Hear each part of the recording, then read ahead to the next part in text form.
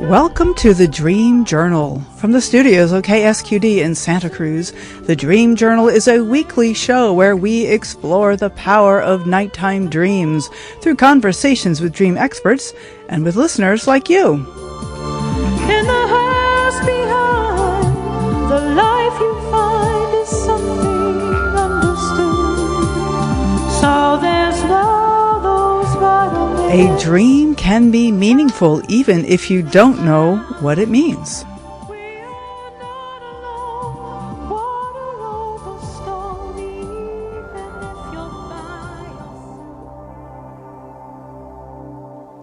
Do dreams really help us, or are they merely byproducts of the sleep cycle?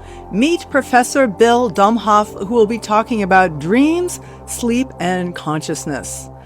I am your host, Katherine Bell of Experiential Dreamwork, and welcome to the Dream Journal. Please note that today is a special pre-recorded interview, so we will not be taking callers this week.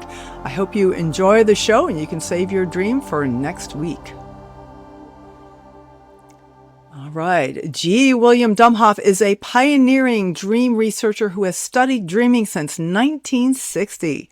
He taught a long-running university course on dreams at UC Santa Cruz through 2019 and has spent decades exploring how dreams work, how we remember them, and what they reveal about the human mind.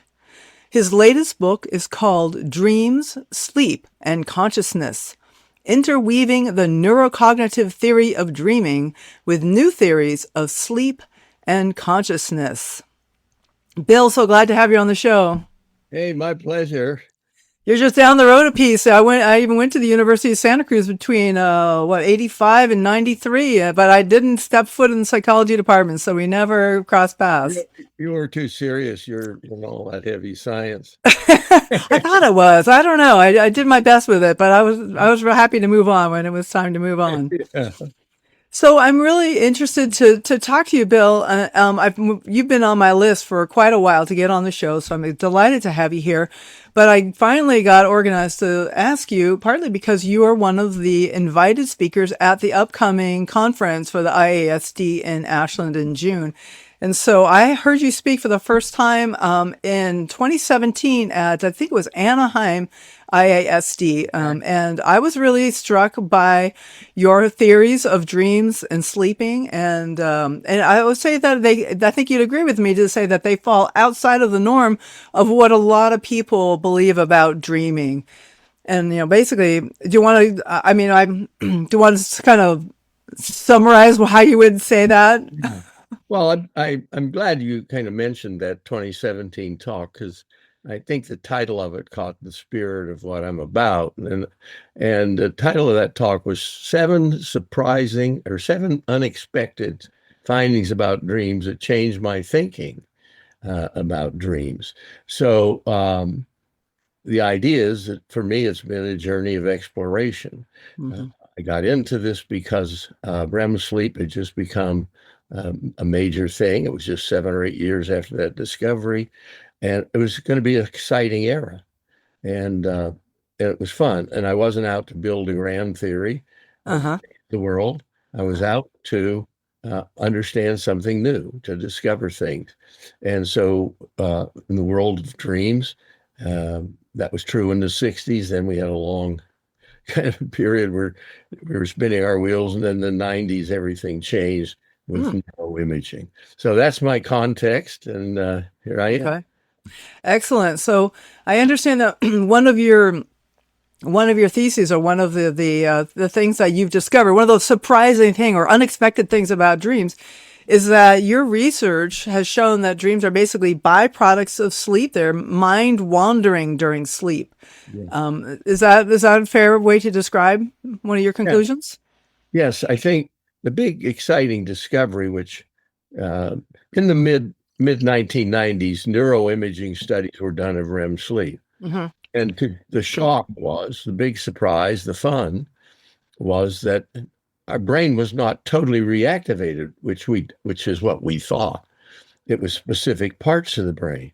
Now, we didn't know quite what to make about that, but about the same time, a neuropsychologist put together a book based partly on his own original, highly original research, showing that lesions, that's very specific hurts to parts of the brain. Some parts of the brain, when they're lesioned, lead to the loss of dreaming, or Really? to the loss of vision during dreaming. But more importantly, with lots of the parts of the brain, it doesn't change dreaming at all. But our executive network is not very vigilant. And there's two networks that help the executive network. It has two assistants for our purposes. For example, they're called attention networks. And it's like you're the boss and you wander off topic, and one of the attention, get back on topic. So we got two attention networks. And so as they think, oh, nothing to worry about out there. And so they signal basically, all's cool, boss, executive network. And we start to daydream. Mm-hmm. And even during one study a person did long ago, but it was in a psychology class, and he said, now, the minute I'm going to have a little starter gun, just a little gun for starting a track. He said, when you hear that sound, I want you to write down just what you were thinking. Only 25% of those students on 7 different occasions were paying attention to the lecture. When's this going to be over? God, I got that test to study for tonight. Why is this guy droning? I mean, on and on. So our mind really wanders. Mm-hmm. And we date, and then sometimes we slip into a daydream. And for some people, daydreams are very intense. So the very simple point is a specific network is active when we're daydreaming. And that basically is the network we dream with. Okay. So my kind of punchline is dreaming is an intensified form of mind wandering and daydreaming. I mean, it must be under certain conditions. Yeah. And well, I mean, a couple things. One is that it's way more intense, like you say. So a certain kind of mind wandering. I find that when I'm mind wandering when I'm awake, it's just as clearly as the thought, and I don't feel like I'm in a whole alternate reality. Where when I'm dreaming, I'm fully immersed, and I might even be another kind of a person, or it's much more immersive, the dreaming. So but you're arguing that it's a matter of degree rather than of kind. Is that what I understand? Okay. Yes, and the basic point is that when you're daydreaming along in the day, those attention networks are still very vigilant. But when they go down, so to speak, when they're really strongly deactivated, I'll put it, then it's all pure mind wandering, and you're just roaming through all your past memories, which are stored in an area of the brain that we call the semantic network. So you're taking we take a random walk through our semantic network, our network of concepts and personal concerns and so on. Now, that lets me take that. I've said, wow, you're walking through a random network. You're walking randomly through your network, right. And I walk through my network, and there are individual differences, and I should throw that in right away. There's certain commonalities, but we're all totally different in various ways on just about everything. So what happens is if I take a random walk through my semantic network, and one of my biggest personal concerns is how Joe X is doing, I'm going to more likely dream about Joe X more often. In fact, if I have 20 years of a person's dreams, I can say, and they dream about, what we basically find is they dream about Joe X about the same number of times every year. So I can say to you, you're going to dream about Joe X in 20% of your dreams, but I cannot tell you which dream you're going to have it in. And that's randomness. Whereas your network may be full of a whole lot of other people and concerns.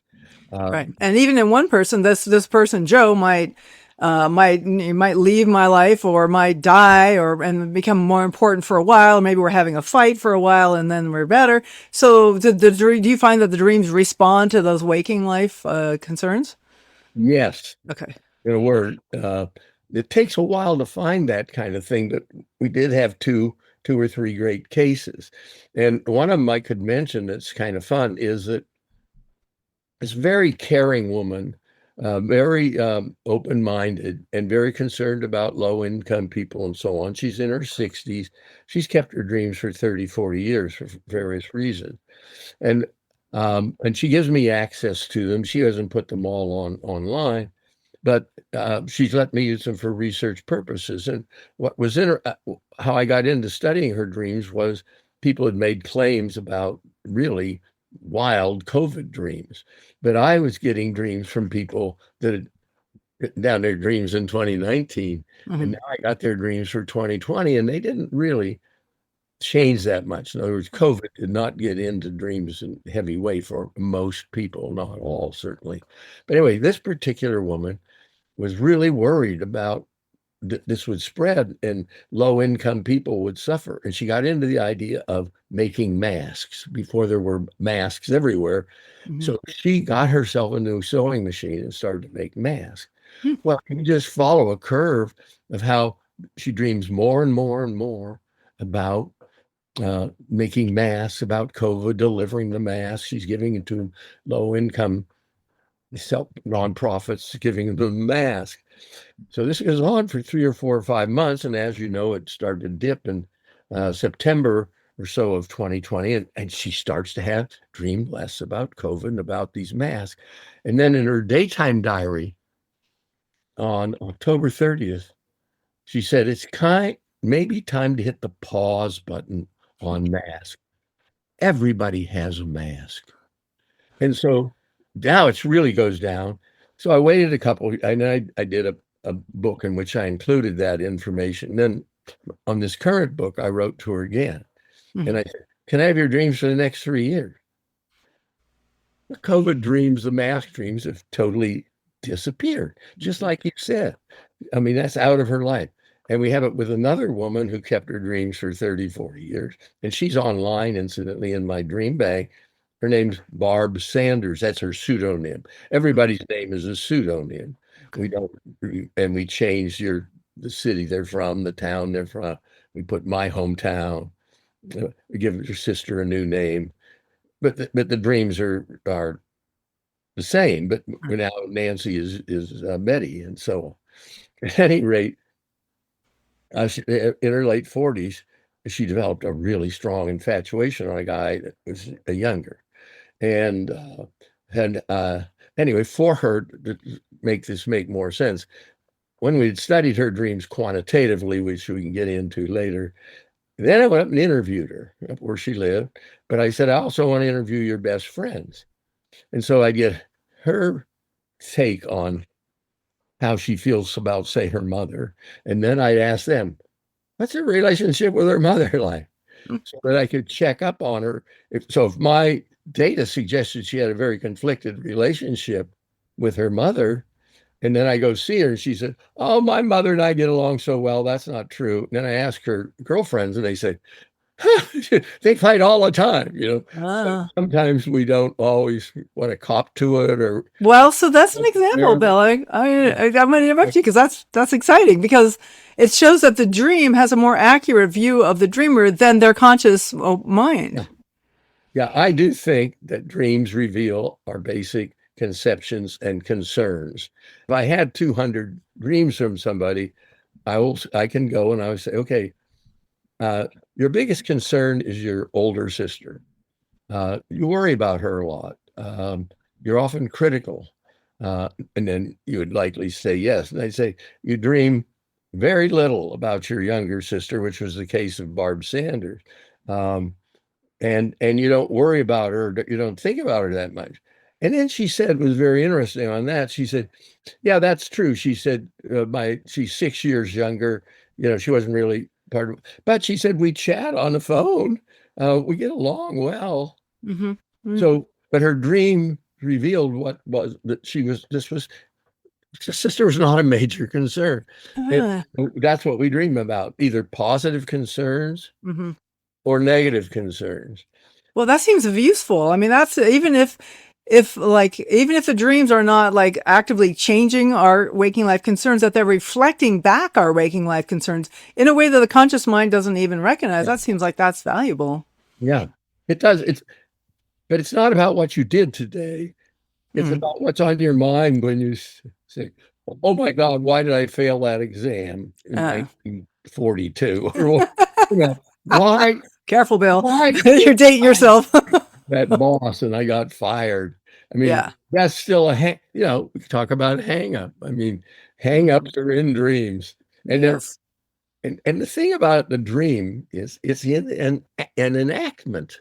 Uh-huh. It's enacting my concern about my younger sister or my older brother or my rivalry with this guy down the street. It enacts that in a million different ways. Uh-huh. So if you look at the dreams of Barb Sander and her mother, which is easy to do incidentally because we have a little search engine. So you call up Barb Sander dreams and you put mother. And Mhm. then it goes right to first mother dream and it's highlighted. And then you can read all about what she and her mother are arguing about that in that dream, and or who's criticizing whom in that dream, which is the mother criticizing her or she criticizing her mother. Mhm. Well, you get a really in other words, obviously dream journals. It's Uh-huh. one of the things that you mentioned, IASD, the International Association for the Study of Dreams. It's I always think of IASD of people of many different interests and tribes. They have one general interest, and that's dreams. They Right. all come together, and so there were a lot of people that kept dream journals for a lot of personal reasons. But for me, if they gave me the dreams, which some of them did, Mm. and which this Barb Sanders did, they're invaluable to me because that's something you wrote down for yourself. You weren't thinking, I'm going to write down my dreams for posterity or I'm going to write them down for make money or something. You just wrote them down. And then later you say, you see me and you say, you want to have my dreams? I say, yeah, they're invaluable for me because they're, you're not, you're not putting on airs in your dreams, Right. so to speak. So I that's a great interview you on resource. guard. You would say, what does Bill want to hear? Mhm. I want to make sure he's happy with this interview. And so you might give me what you think I want to hear. See, you got all these problems, called methods problems, that can make it so data is not accurate. Well, So there's still a lot of selection. good. The what? I mean, there's still a big selection, in fact. I mean, I notice this in my own dreams of which ones I write down. Like, I could wake up in the morning and go, oh, I'm not going to write down that one. Like, maybe it's too boring, or Yeah. something. So there's a Other lot of people selection write of down things. every dream that right. Oh, gosh. It would be overwhelming. And for different reasons. And so one man who we got his dreams from, he had never been concerned in his life with, writing down dreams or an interest in it. But his wife died. And then shortly after she died, she Mhm. appeared in a dream. Oh. And we call him back. If he recognizes that's my deceased wife, in other words, if he's aware that she's deceased, we call those kind of back to life dreams. And he had a couple of those in the first month or two, and it got him writing down now this is selective, but it's every dream about his deceased wife. Hmm. Got 22 years, 144 dreams. Mm. That's a Well, value. that And is. so I could tell you that it's just a lot of different reasons people write down their dreams, including the one I had on my mind, which was this was a guy. I went to a meeting of physiologists where there was something going on about sleep. And this guy, young man, comes up and he starts quizzing me and a little bit officiously. And then he said, you guys, in other words, was I a serious scientist? And finally he said, well, I have a set of dreams. I said, you do? He said, yeah, I decided I wanted to know what they're like. So he was shot out of a cannon focus. And he'd written down his dreams for 3 years. Oh. Years 18, 19, 20, every dream. And that was his and his compulsiveness really paid off for us. So we Yeah. studied his dreams. Can't think of his pseudonym right now, but they sure didn't change much in those 3 years, and Hmm. 75% of his dreams, he dreamed about, a family member, a friend, or his interest in basketball or in outdoors. I mean, Hmm. so there are 25% that, weren't some aspect of his personal concern. So I think we have a good basis for saying that we dream about our, what I use that fancy word, conceptions. You might have a conception of your mother as very friendly but not reliable, or my mother is very supportive, but she's very fierce when I do wrong. I mean, so we have different conceptions of different people, and we portray those conceptions in our dreams. Hmm. Hmm. Right. So that's like 75% of the dreams that deal with the common concerns and the relationships in our life.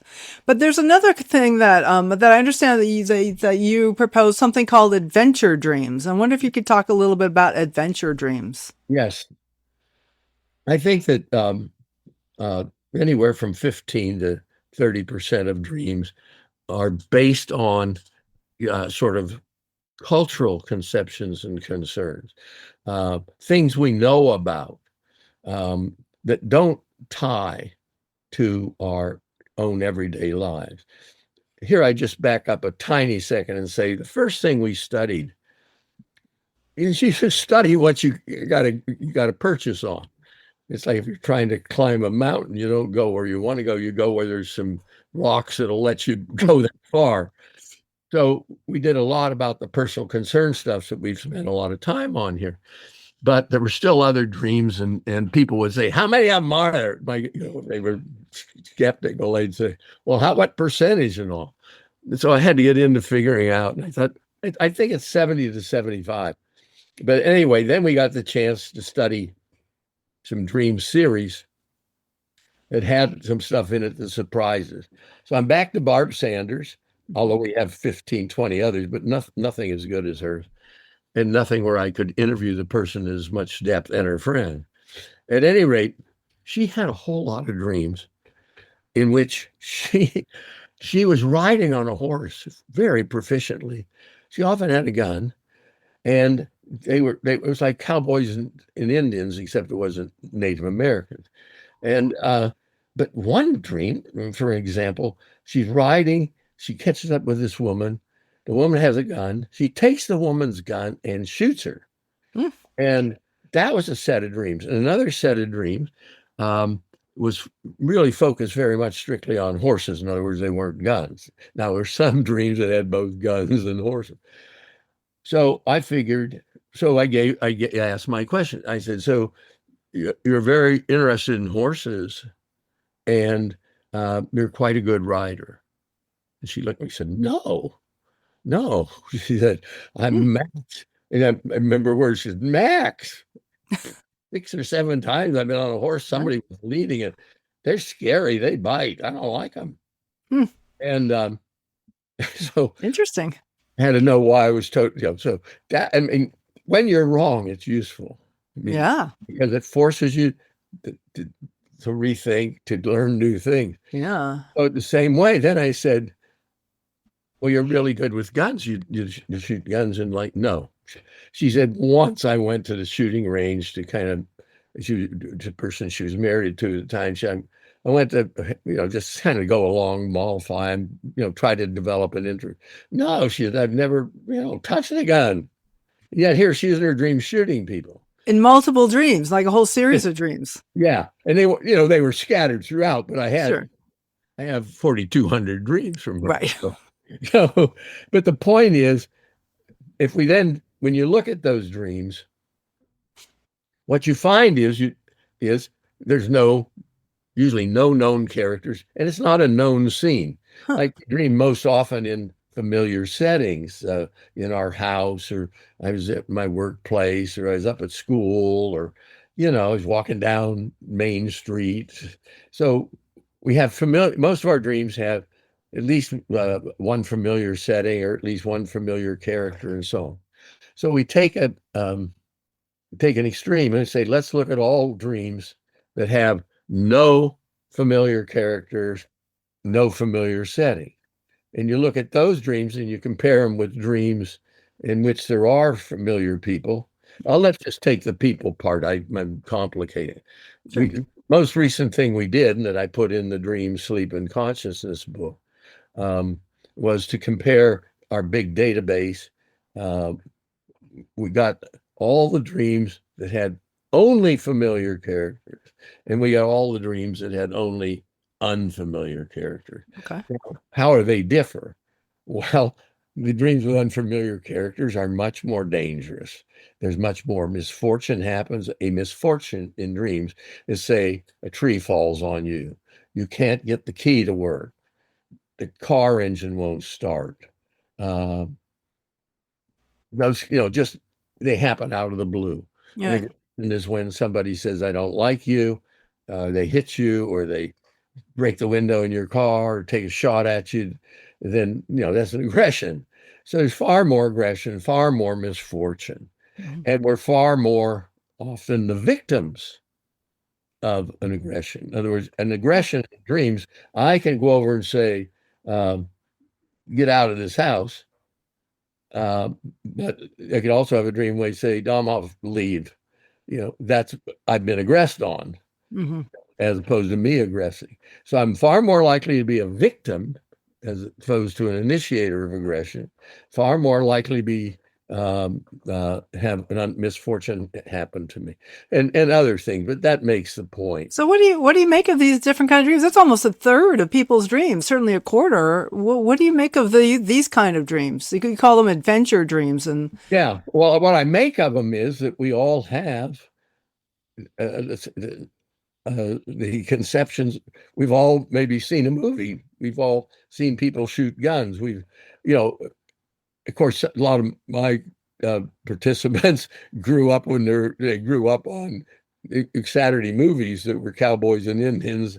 I'm saying take in what the culture, something about Mhm. movies, but maybe you never go, something about modern day media, social media, but you don't partake in them. So you think they're maybe culturally inspired in a way? Yeah, so I know that, and I can use that in a dream. If you can imagine it, if you have a conception and you can imagine it, I think you can dream it. Right, right. Well, it's interesting because it always brings up for me the idea that, so I had, like, say I have a dream that has a scene from a movie I just saw.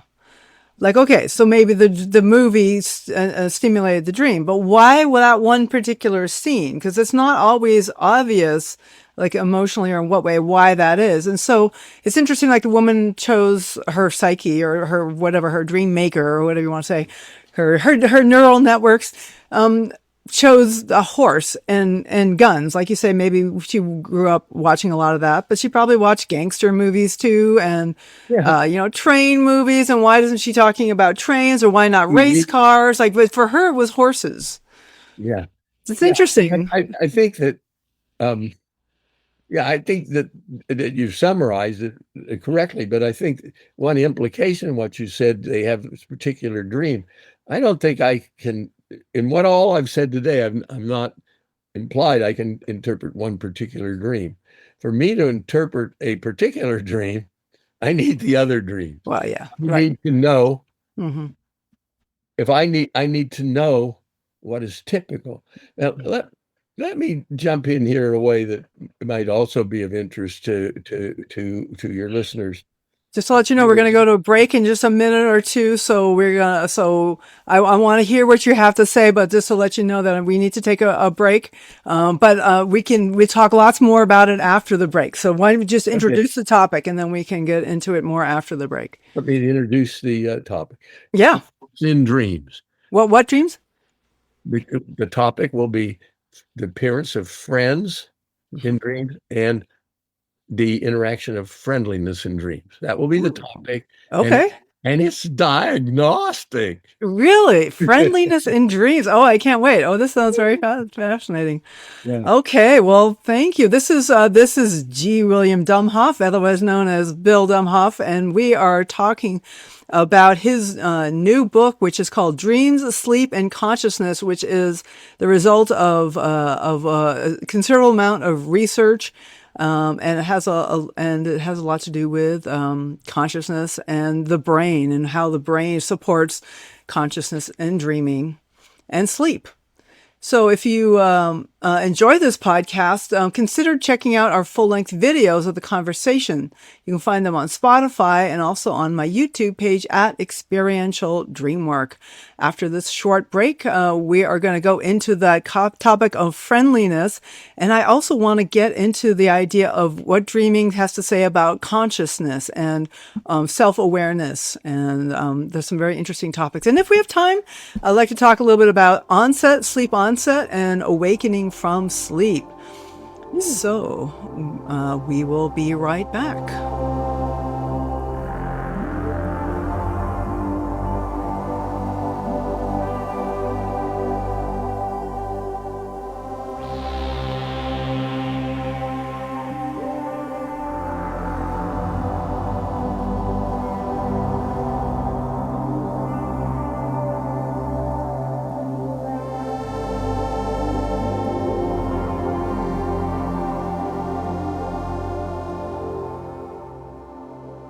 Please note that today is a special pre-recorded interview, so we will not be taking callers this week. I hope you enjoy the show and tune back in again next week.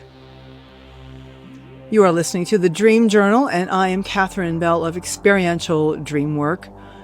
People all over the world are interested in their dreams. If you want to help us nudge the algorithm to spread interest in dreaming, please subscribe to the Dream Journal on your favorite podcast app. And thank you so much for your generous ratings and reviews. And thanks also for sharing episodes on your social media. It really helps spread information about dreaming. But really, most importantly, please consider telling your friends about the show. You might just find your next dream sharing buddy. You can also follow the Dream Journal on Instagram, LinkedIn, Facebook, and YouTube by looking for @Experiential Dreamwork.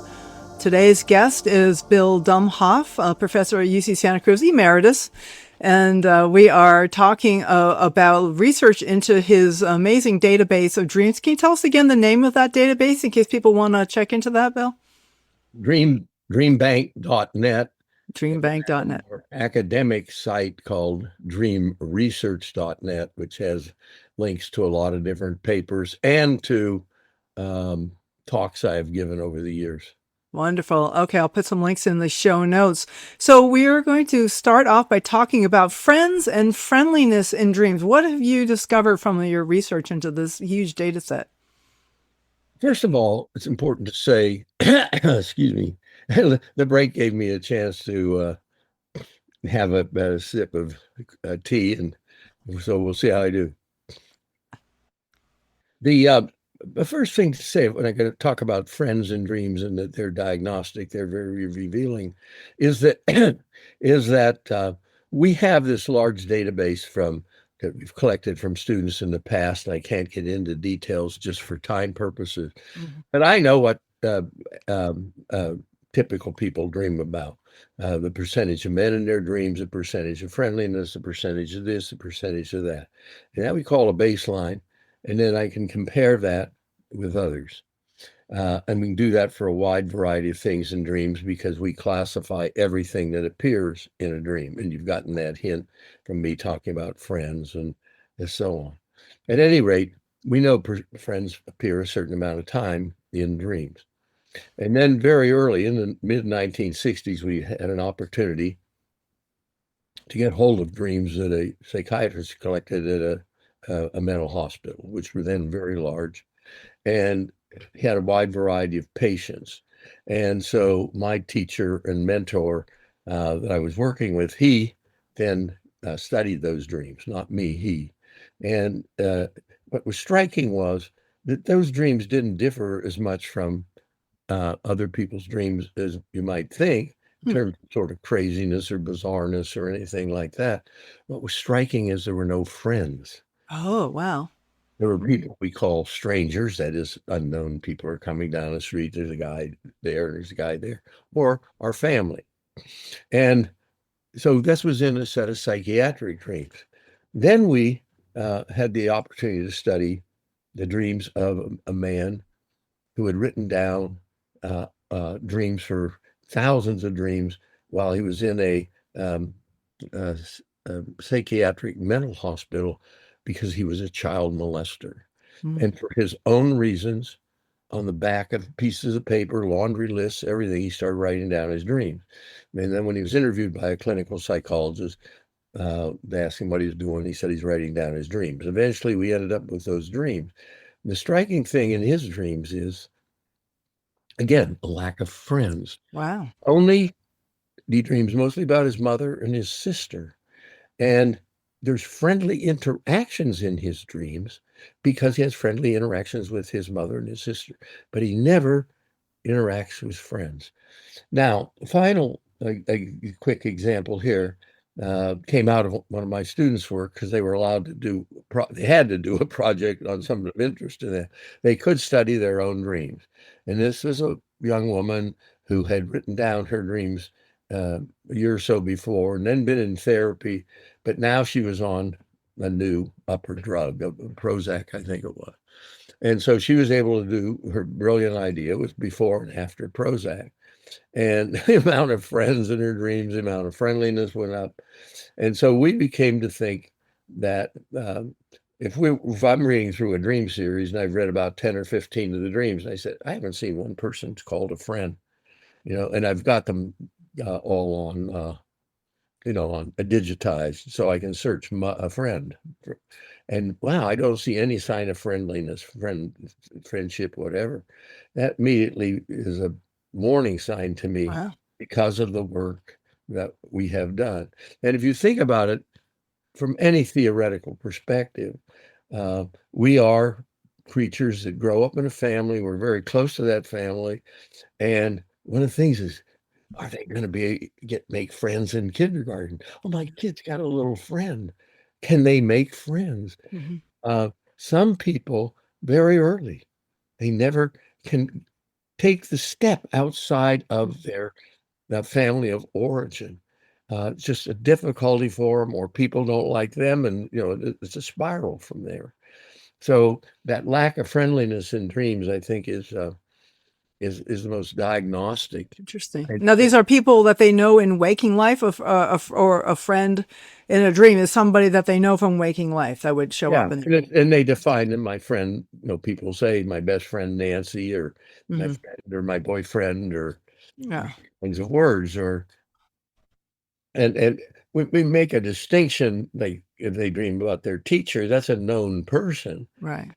We won't really think of our teacher as our friend, but we could extend that analysis because we do have a category for known versus friend, and see, do they ever sort of reach outside the family of origin, their nuclear family? Mm-hmm. So that's where that becomes a very interesting kind of thing. So it could be diagnostic of mental illness, basically. I Interesting. think, well, it's the best. If somebody asks me, what's the best indicator? Mm-hmm. What would I look for in dreams of patients? It would be lack of friends, which reminds me that we also had the dreams from a psychologist that had a young guy in counseling, and he was just always, he's just angry all the time and so on, and frustrated with his wife, angry with his mother. He never dreamed about any friends, Ah, only about those things that were just, so his mind was so tunneled in on his mother, his uh, uh, his wife, and just a few other things. So he just had no friends. So mhm. but see, all that kind of stuff, that would have to be done in larger research and done by others to see it. I know how to do it. I wrote a chapter in 2015 on friends and friendliness and dreams. So if you have an obsessive compulsive clinic or an anxiety, clinic or any kind of situation, you ask people when they come in as part of the protocol, the intake, the questionnaire, would you please write down your most recent dream? Tell us when it was, like yesterday, the day before, put the date on it, and write down your most recent dream. So if we have the intake dream, the presentation dream of, say, people with OCD or anxiety or whatever it is, panic attack, and then we every time they come back for a checkup or medication, ask them to write down their most recent dream. Hmm. I think we'll see changes in those dreams collectively if the treatment is working. Interesting. Okay, yeah, that's really helpful though. What's the next? Oh, I just I think that's a very interesting thing that people can really look at with their own dreams and see. Like I'm going through my own dreams. I do have friends fairly often in dreams, but there's also people often with me that I don't know, but they're friendly. So I'm glad you have that category because I like have often just have a whole group of Yeah. people with me, and there's just like my posse or something. Right. Well, it's possible to be friendly with strangers. Right, right. Right? But in general, in dreams, a stranger that walks into dreams, especially, well, I got to be specific here. A male stranger is a danger. Mm. When strange women that are unknown are not seen as threatening by either men or women. Hmm. And here I got to be careful. I cannot trust my memory. I'd have to. But I wrote a careful, long analysis in 2017 book on that of looking at that kind of a question. So Well, unknown males are dangerous, yeah. and if there's a group of them, then that's more dangerous. I mean, Well, that's an quotes an empirical fact. It's a finding, not a deduction from a theory. It's from looking at and quantifying a lot of dreams, comparing them with norms, doing the fancy statistics that makes me say that. mhm. It's not intuition. It's not Right. And it is statistical because women can be dangerous too. Certainly, I have plenty of dreams where women are at least not helpful. yeah. Right. But But I don't usually. and we are different. I mean, that's why I could, say you have this, you like all your sisters or you like all your brothers or, but I can't say that in general about people, but I know what's typical. Once I know what's typical, I can look at the individual. It's just the same as a personality test. If any personality test has a set of norms to it. And so you take this test and then they're comparing you with what's called the normative, which doesn't necessarily mean normal, but it means what's the typical, the kind of dream, what's the typical kind of personality profile. So it's very descriptive empirical work is what it's called. It's not Okay. fancy theoretical work. So, Bill, I want to switch gears here because I want to talk to you about consciousness, and this is like one of the main topics of your book, and one of the things that you have a lot to say about what dreaming has to say about consciousness, and you in particular draw this distinction between knowing and self-knowing states. I think that if I get that right, there's a state of like knowing what's happening, and then there's another state of like knowing that I'm part of it. Is that how that works? When I can say, if I was intensely involved in some activity, I wouldn't be necessarily reflecting, oh, I am involved in this activity. Self-knowing is when I know that I myself am involved in this activity. I am right now on this podcast. Right.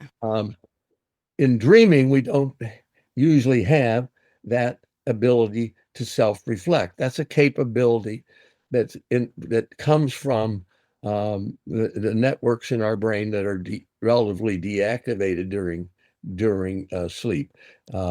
Those networks are very important in waking. Some of those networks, quite frankly, are networks that developed only in the last several 100,000 years of human evolution. That recent. One part of our brain that is not in any other primate, high primate, any other ape. And so that's a very important part of the whole self-reflective process. Mm-hmm. The other thing about our brains is different that I want to overemphasize just the acquisition part, but our brains are much more heavily wired front and back. And so we can call much more on spatial information and visual information and kinds of ways that we don't think is possible if you don't have that particular brain. The other thing is our metabolism is running a lot faster. Our engine is really spinning. And so one neurologist guy that really studies he talked about the human brain. He said, rewired and running hot. That's compared to other primates. Yeah. Okay, interesting. Even compared to other primates. So two things I have coming up for me here, Bill. I want to jump in. One is that even when we're awake, there's like, I would say 90 to 95% of my day, I'm not self-conscious. I'm just doing what I'm doing. Yeah. Right. But So a lot of the time when I'm awake, I'm just doing what I'm doing. Right. I know I'm picking up this. I know I'm doing that, but I'm not self-reflective. Right. Consciousness involves that ability to be self-reflective. Right. Many other primates and little kids, and have that ability. They're knowing during their activity. We are knowing during our dreams. We know we see Frank. We know I'm so angry, I'm going to punch that guy. And you walk over and punch him. We're knowing. Right. But we're usually not self-reflective. But unless we're lucid. Yes. And here, the only thing, the way it would add to that, if we have to understand those states, is this network that's pretty narrow, usually during sleep. We know it can get enlarged during sleep. We know that's true during insomnia. And we know that PTSD, post-traumatic stress disorder patients, their brains are much more active. Their brains are really active, especially their vigilance, attention kind of networks. And so they wake up a lot more. So it's a lot of time. This executive network I talked about, it can be inwardly turned or it can be outwardly turned. So if we're inwardly and what seems to happen in the very few studies we have of people who are report lucid dreaming when you have a neuroimaging capability on them or EEG, areas in their brains are more active than they are in a non-lucid dream. So and so it's a amount of brain that's available that determines, according to this kind of perspective, this neurocognitive perspective we call it, then you can explain lucid dreaming. You can also explain things. There's kind of insomnia that forget the current name of it, but it was called pseudo insomnia, where people say, "I don't sleep at night." So get them in the lab, and they show a EEG that has signs of sleep, and then they talk to them in the morning. They say, "See what I mean? I didn't sleep at all last night." But so, I mean, that's a phenomenon that deserves to be studied in terms of this consciousness. That's going to be hard to capture in a laboratory, though, I would think. What? That might be hard to capture in a laboratory because it might. Yeah. Well, that's the tricky part. I mean, it's hard to have a lucid dream in a laboratory too. So what does it say about consciousness? What does it say about like the phenomenon? You said that the human brain has some structures and some communication front to back that other primates don't have. And are these things implicated then in this like awareness of this is me in the moment, like which is what people think of as consciousness? Yeah. Okay. I think that's yes. It's the network that makes decisions is also the network that reflects on a memory, that makes judgments and can make judgments like, Domhoff, you just did something stupid, or oh geez, I just said something that's wrong, but we don't have time to correct it. I mean, that meta memory is not always, it's not usually there in dreams as far as we know. So that we have, the point is, it gives a very sound basis for understanding these various phenomena during sleep. And but let me add just one quick thing, because I know we're running out of time here. Yeah, sure. When you look at consciousness, I think the research that I trust the most says that it's sort of multi-level to our brain, in terms of there's a whole part of our brain that's taking all sensory information. It's then funneled in such a way that it can now be related to other concepts, to past visual imagery, to past auditory imagery. That happens in the middle levels, and it's that middle level that we dream with. Tell me more about this middle level. Yeah. Is where is this executive network that's making decisions about what I'm going to do next. Mm-hmm. So here's a thing for a dream. It's not getting any sensory input. Right. And it's not getting any guidance. So it's the brain. That's why I said it's semantic network roaming freely. It's better said, it's your imagination roaming freely. Your imagination can't roam too far during the day, or you'll drive off on the curb. Yeah, really. Or you'll get totally lost from the lecture, or you'll burn yourself on the stove. I mean, there's always that vigilance there that that constrains the roaming, the tendency to roam, which is in this particular area of the brain that is imagination and mind wandering. It has a name. It's called the default network. In other words, when we're not really focused, we start to think again about what am I going to do tomorrow? Why did I do that yesterday when I could have done something differently?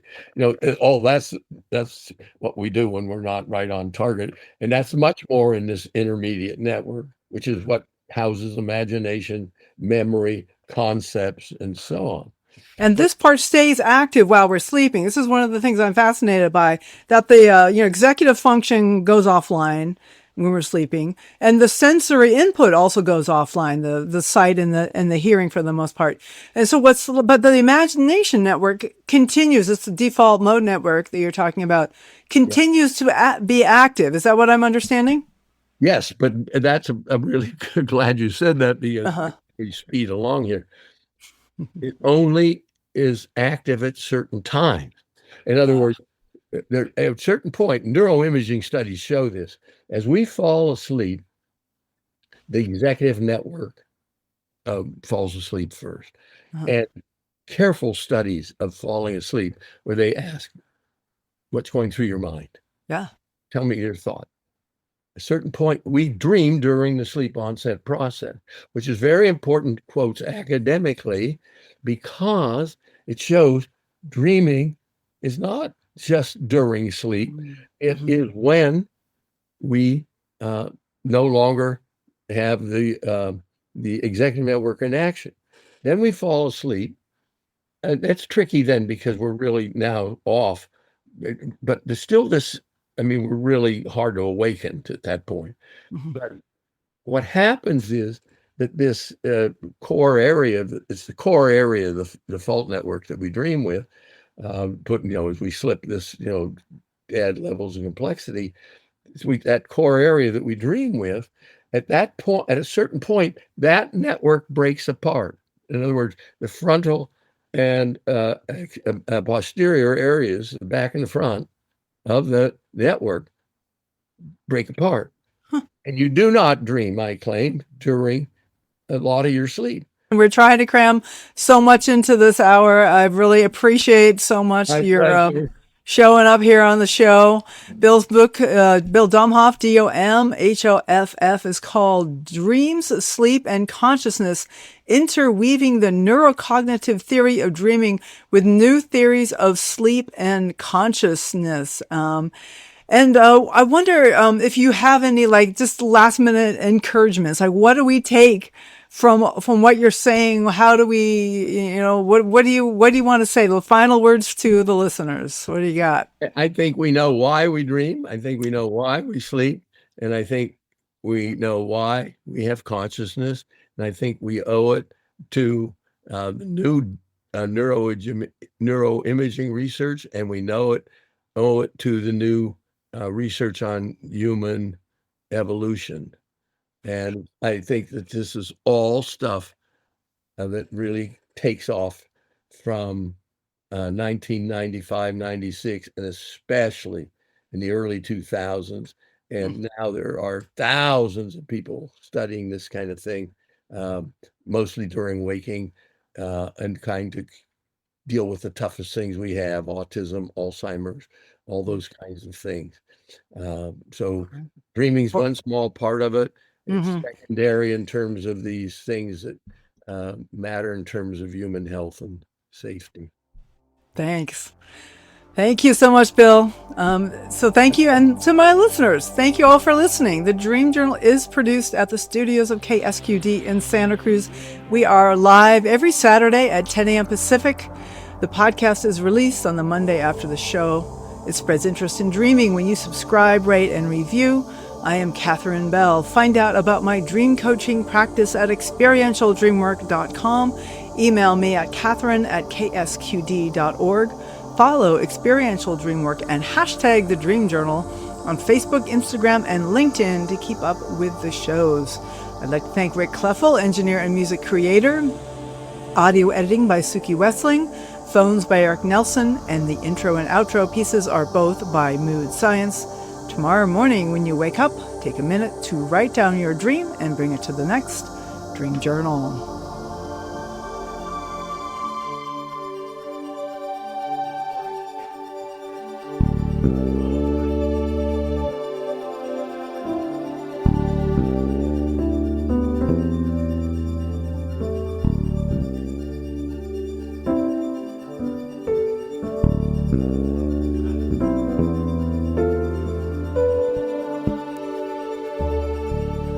There's a